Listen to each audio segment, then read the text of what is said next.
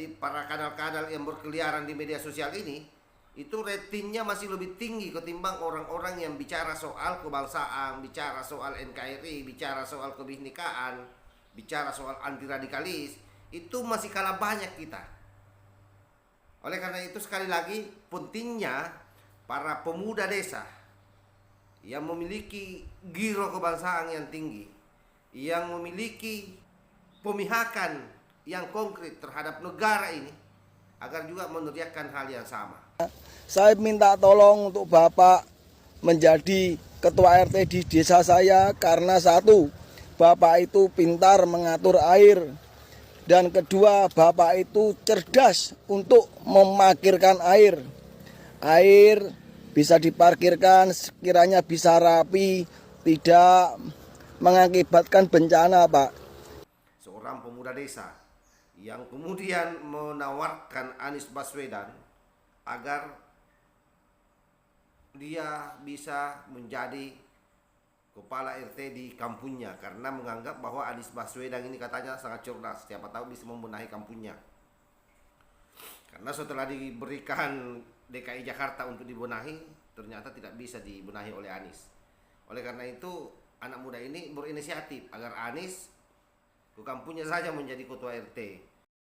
Yang waras tidak boleh mengalah terhadap mereka para pencoleng-pencoleng agama yang menjadikan agama sebagai alat politik.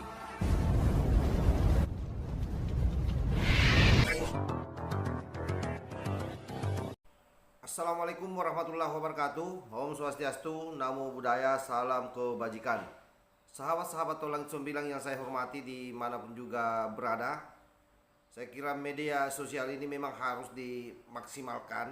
Kenapa? Karena ini adalah salah satu saluran informasi yang saya kira memang perlu masif, terutama para pemuda-pemuda yang ada di Nusantara ini yang memiliki kesadaran soal bagaimana negara kesatuan Republik Indonesia kita bisa bebaskan dari kaum-kaum kadal yang memang sejak tahun 2012 mereka gencar melakukan aksi pembusukan terhadap dasar negara kita, yaitu Pancasila. Apatah lagi tahun 2024 ini adalah tahun politik, puncak dari proses demokratisasi kita di tahun itu yang akan menghasilkan pemimpin yang baru. Tentu kita berharap pemimpin yang lahir adalah pemimpin yang tidak saja pandai menata kata, tetapi juga lihai di dalam mengeksekusi kebijakan-kebijakan yang kira-kira dibutuhkan oleh rakyat. Oleh karena itu tidak perlu berlama-lama, ada video yang saya kira sudah sangat viral di TikTok ini, seorang pemuda desa yang kemudian menawarkan Anies Baswedan agar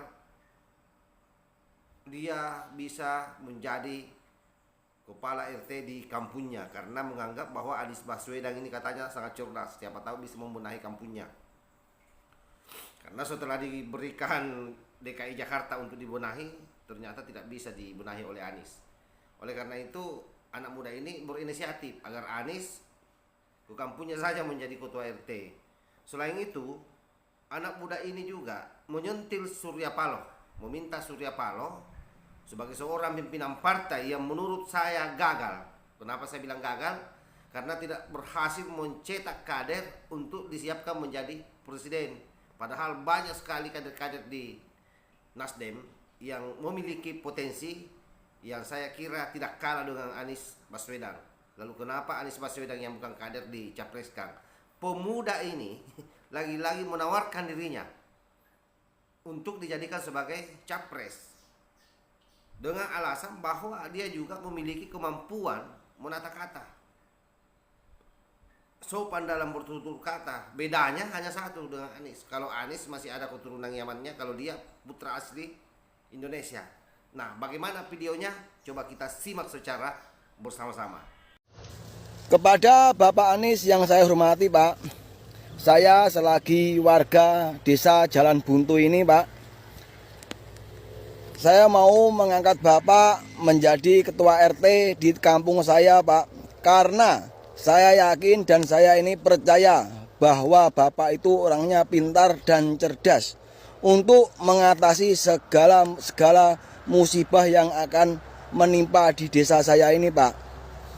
Karena sekarang ini musim hujan, banjir, Pak, terus menerus, nggak ada henti-hentinya. Saya minta tolong untuk Bapak menjadi ketua RT di desa saya karena satu, Bapak itu pintar mengatur air, dan kedua, Bapak itu cerdas untuk memarkirkan air. Air bisa diparkirkan sekiranya bisa rapi, tidak mengakibatkan bencana, Pak. Saya minta tolong ke Bapak, barangkali Bapak mau. Gitu saja, Pak, permintaan saya, Pak. Terima kasih. Buat Pak Surya Paloh, Pak, kalau memang Bapak mau mencari calon presiden untuk partai Bapak di tahun 2024 nanti, saya juga mau, Pak. Serius, dalam hati batin saya mau. Siap. Kalau saya, Pak, dibandingkan sama Anies juga nggak beda jauh, Pak. Hampir sama. Cuma bedanya satu. Kalau saya ini memang asli keturunan orang Indonesia, kalau Anies itu masih ada keturunan Arab. Bedanya cuma di situ, Pak. Tapi kalau masalah pintar bicara, saya juga pintar. Masalah pintar ngobrol janji, saya juga ahlinya, Pak. Jangan khawatir. Kalau masalah ngomong kesopanan dan kesantunan, saya juga ahlinya, Pak. Saya ini orang Jawa.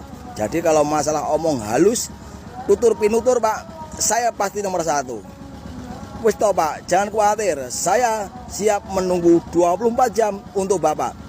Demi partai Bapak, saya siap maju di tahun 2024 nanti. Salam dari saya, anak Indonesia asli, Pak. Sebelumnya, saya ucapkan banyak terima kasih buat yang berjubah maupun mahasiswa yang setiap bulan kerjanya cuma demo dan demo terus karena nggak ada kerjaan. Saya sebagai petani mengucapkan banyak-banyak terima kasih atas demo kalian yang menuntut kepada pemerintahan untuk menurunkan harga BBM dan harga pangan. Tapi saya sebagai petani, harga pangan jangan diturunkan kalau bisa. Harga pangan kalau bisa naikkan terus biar kita sebagai masyarakat petani biar tambah semangat. Dan nanti suatu saat saya sebagai petani ingin mencoba atau ingin belajar demo. Kayaknya demo itu enak kayaknya. Soalnya apa? Kalian semua itu tiap bulan tuh demo terus. Saya segerombol petani nanti akan demo juga ke Jakarta.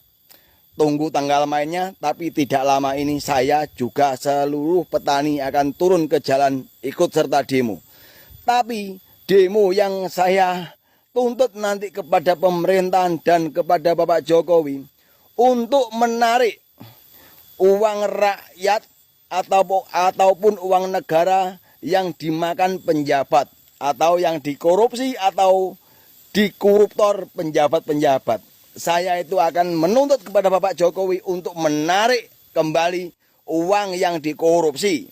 Biar kembali lagi ke negara, biar rakyat seperti saya ini hidupnya enak.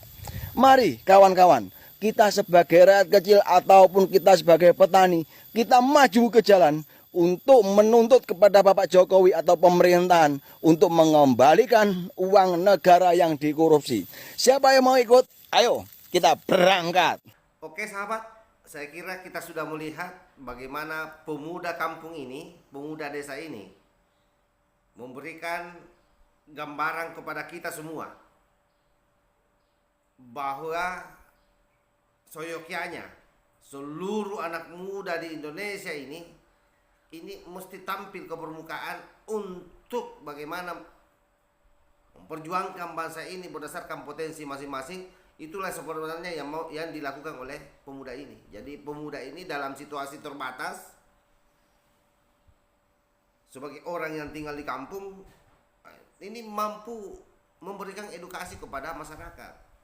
Jadi jangan dinilai dari latar belakang pemuda ini sebagai orang yang tinggal di kampung dianggap bahwa tidak memiliki kemampuan. Ternyata nalarnya sangat cerdas dan bahkan di atas rata-rata.